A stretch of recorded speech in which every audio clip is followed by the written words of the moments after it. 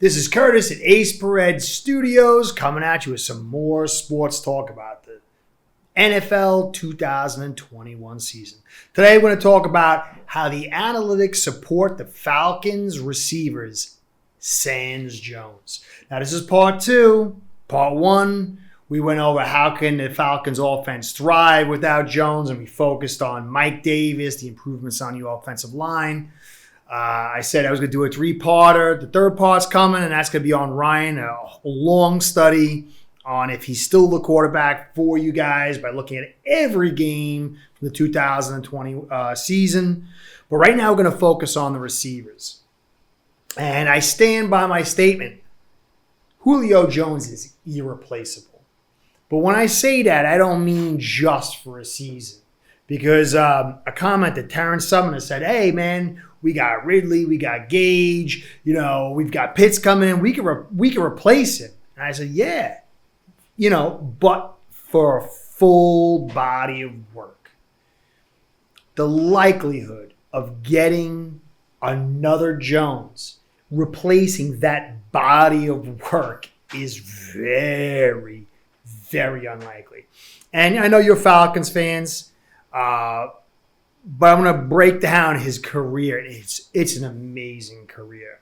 Now, he's got 12,896 yards, and he's still counting, depending on how that injury. He's already been a little dinged with the Titans, which says it's another good reason why you guys should have moved him. But that's still almost 13,000 yards. 15.2 yards per catch. 60 touchdowns. Little low for the receiver of that caliber. That's like his one little chink in his armor. But 608 first downs. 6'3", 220 pounds. 4.340 when he came out of college. But he's pretty close to that still. 6th overall pick. We all know that. But he's tied for second for most receiving titles in the history of the game. Okay, Jerry's number one with an insane 5 titles. So he's the GOAT when it comes to that. But Jones is tied in second place with Megatron, Andre Jones, and Anthony Brown with 2. But Julio has the second highest all-time yards for a single season at 1,871. He's just behind Megatron, who's just about close to 2,000, 1,900 and something.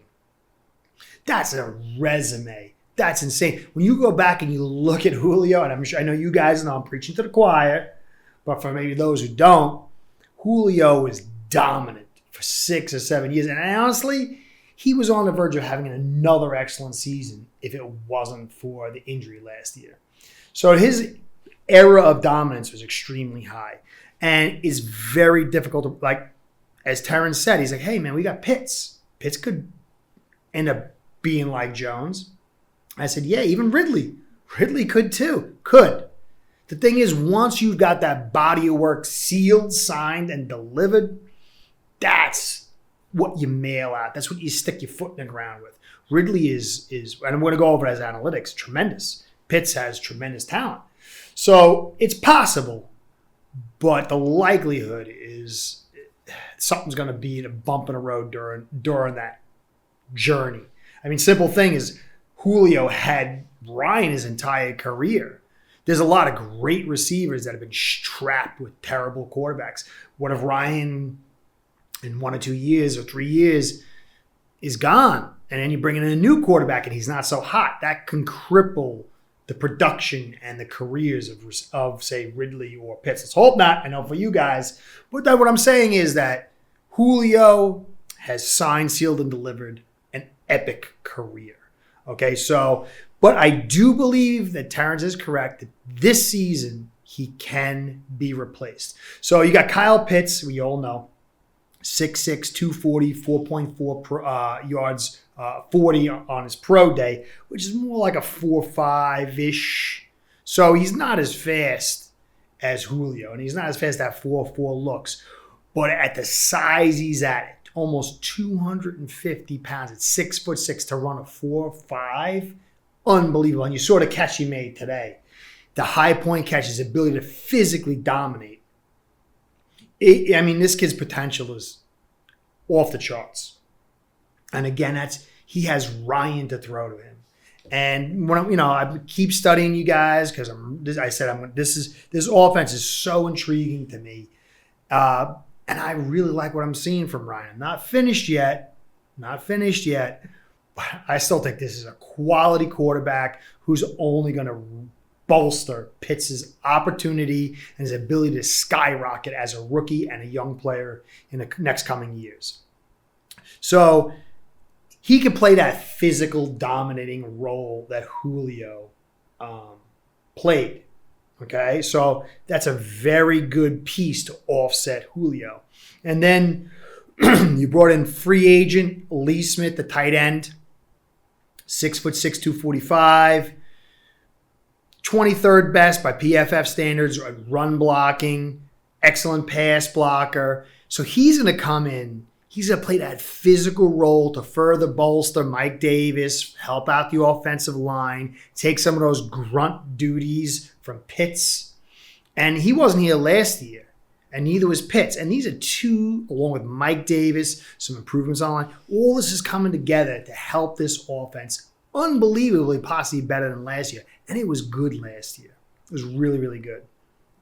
So like I said in the previous video, we talked about Mike Davis, O-line, move on. I know McGarry has been injured, your right tackle. I really liked what I saw from last year. Just really thought he was a good player. Don't know, there was no timetable on his return. Mayfield, who was supposed to be slated at guard, is now stretching out at tackle, which, it's good for him to get his feet wet in there as long as McGarry comes back soon, because you want to see Mayfield slide inside, McGarry play outside. That's going to be the best thing for Ryan in this offense. So that's a question mark, but eventually he'll be back and the situation got rectified. When you look at the analytics, now we'll go on the analytics. When you look at Julio last year and you look at the body of his work, it was good. But that void can be replaced. So his PFF grade ranked him 8th overall, 86.3. His adjusted target depth was only 11.2. Okay, so he really saw the depth of his plays had diminished, and he wasn't the deep threat that went to other players on your team. So some of that shine was coming off a little bit. 21st in broken tackles though. With 7, drop rate an excellent 4.4, which ranked him 77th, which higher is better. 68 thrown his way, and 57 completions, 771 yards, 3 touchdowns. Okay, and that's a solid season for many NFL receivers that are young and full of luster. That would be a great season for them. For Julio, on a bum body, on a down year, that's what you get. But you got to see the receivers around him how to pick up the slack. And that you can see that he is replaceable in that regard. And again, I'm going to reference Terrence because he was really good, really smart comment. And he raved about Ridley. He's like, Ridley is like a star, man. He's like one of the best route runners in the game. And really, that's the truth. I said in my previous video for you guys, I didn't realize how good he was. You watch ESPN, or little snippets here and there, you see stats, whatever. You don't really get the full gist of that player's ability. But when you study film and he's watching him on every play, even when he's not catching the ball, and you're like, wow, really. And Ridley just jumped off the film for me. And I didn't check any stats. I just oh man, I really was very, very impressed. But then when I went into the stats, it was magnified. And on top of that, I'm here and now, which is like a secondary magnification. He's just playing on a bum foot. The foot wasn't 100%. So everything I'm saying here is based on an injured Ridley. And, 6'1", 190 pounds. PFF ranked him 11th, 84.7.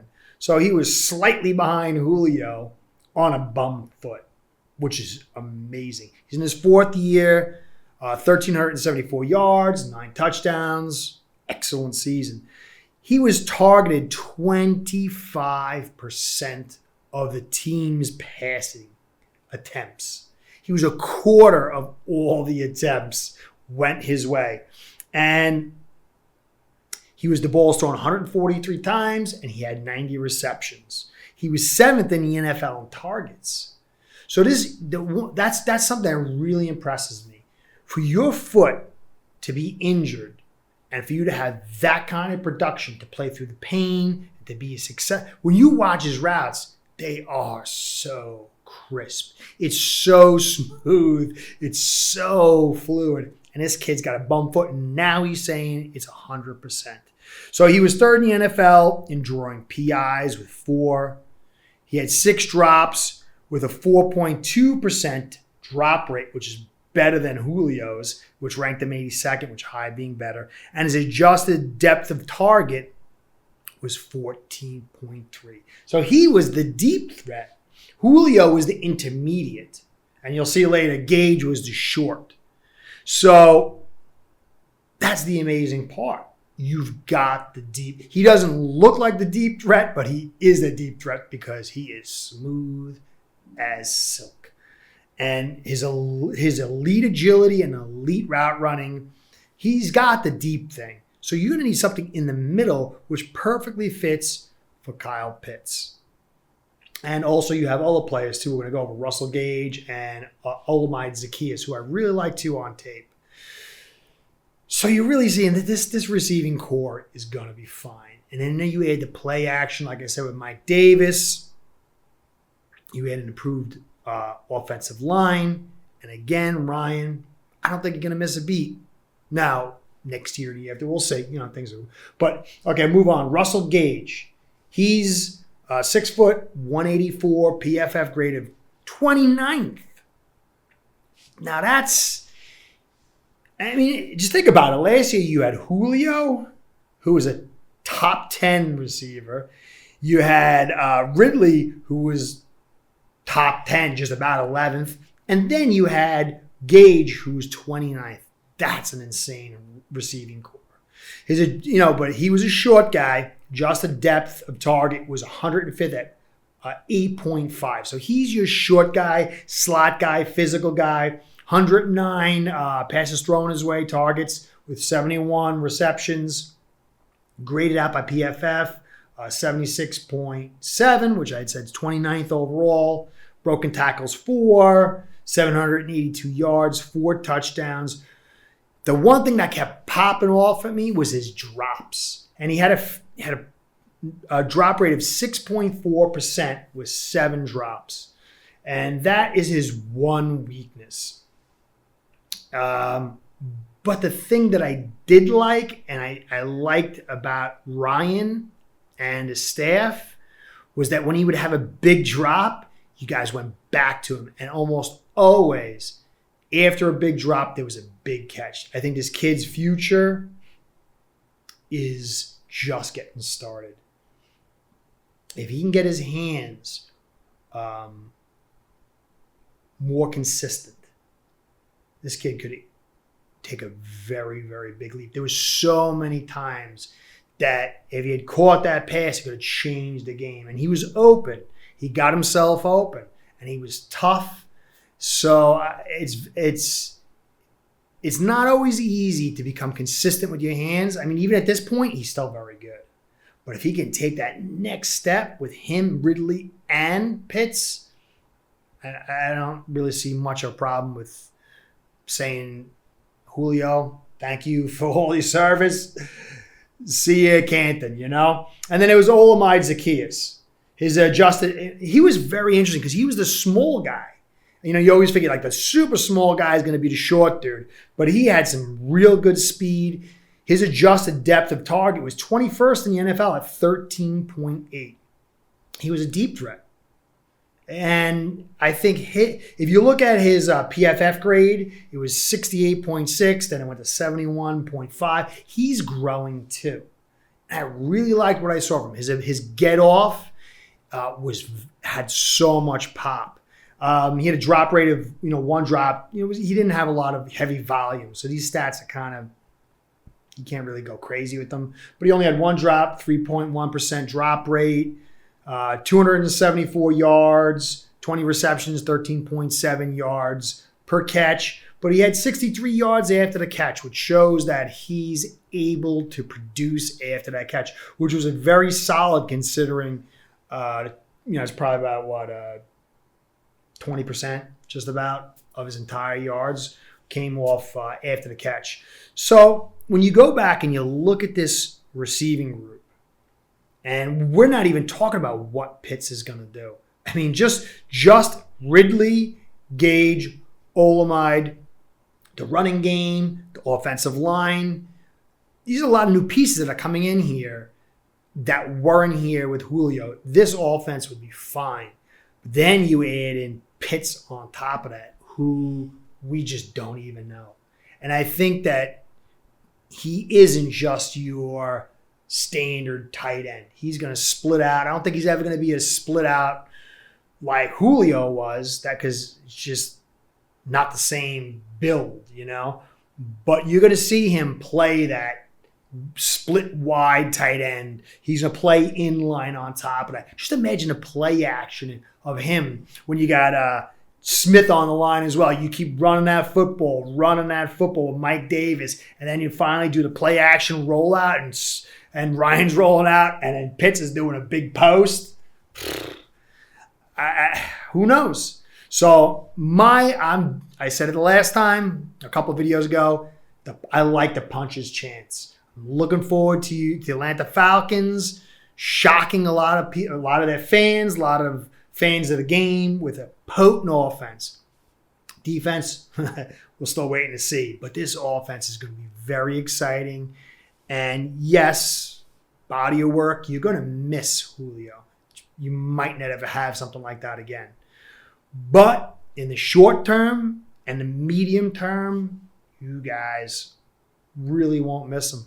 And that's an amazing testament to your front office. To be able to create a scenario where a Hall of Famer leaves your team and that position group isn't utterly devastated is amazing. So congrats to you. Looking forward to seeing your success of this offense in 2021. And plenty of coverage. Going to cover every game of you guys. I'm really looking forward to it, studying the film. So this is Curtis. I hope you enjoyed. Analytics says that you guys are going to have at least a very, very good offense. Next up is a real long and concise study of Ryan from last year to show whether is he your guy or not. So if you stayed to the end, please like, comment, and subscribe. And most of all, comment. Again, Terrence really set my mind going on down certain roads that I probably wouldn't have gone down if it wasn't for that comment.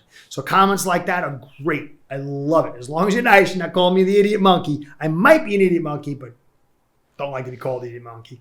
Anyway, this is Curtis. Thanks again for watching. Be well.